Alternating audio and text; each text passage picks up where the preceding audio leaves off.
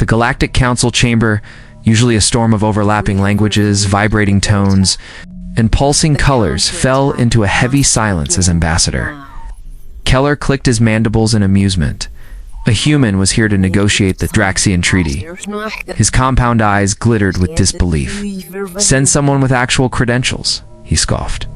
"Not a child." At the center podium stood Maya Richardson, her worn leather jacket and faded jeans drawing skeptical stares from 47 alien species. At just 23, she was Earth's youngest ever diplomatic envoy.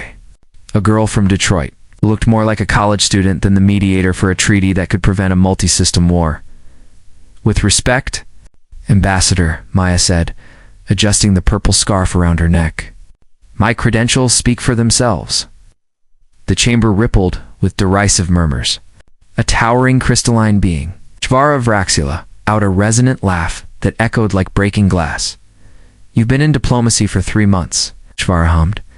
"I've been negotiating since before your species learned fire." Around the chamber, heads nodded. The Draxian Treaty governed resource rights across 14 star systems. War loomed on the horizon. And this young human was supposed to help? Maya's fingers brushed the edge of her scarf. "May I tell you a story?" Keller snapped. "We do not have time for human fairy tales." 3 minutes, Maya interrupted softly. "Give me 3 minutes. If you still want me gone, I'll leave." A crystalline pulse of curiosity shivered through Shvara. 3 minutes, Maya inhaled. "When I was 7, my father took me camping in the Appalachian Mountains." The translation field carried her voice clearly. She described the night a grizzly bear attacked.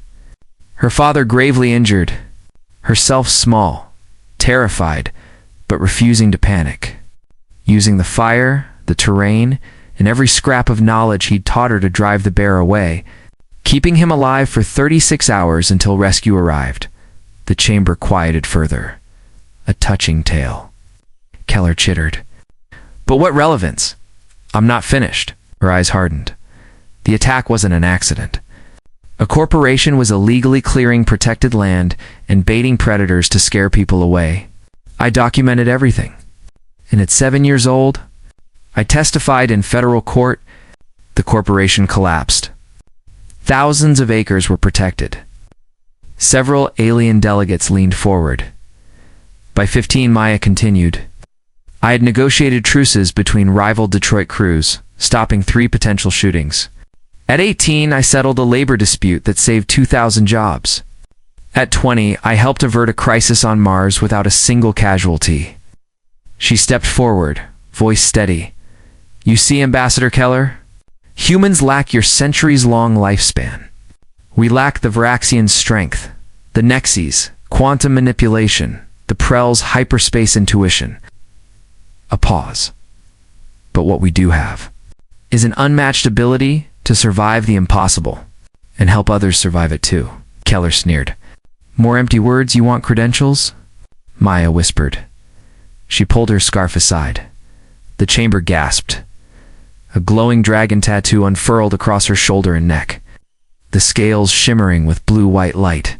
It wasn't mere art symbols. Embedded within the design, pulsed and shifted, each representing a treaty, a settlement. A conflict resolved, and then the dragon's eyes opened. A low-frequency growl rippled through the chamber, bypassing translation fields and sinking straight into the primal fear centers of every species present. Shvara's crystalline body dimmed in shock. That is a Valdrokian peace mark," she whispered. "Only the greatest mediators earn one. And they have not granted it to an outsider in 10,000 years." Holographic symbols blossomed from the dragon mark. 17. Major conflicts resolved, 3 wars prevented.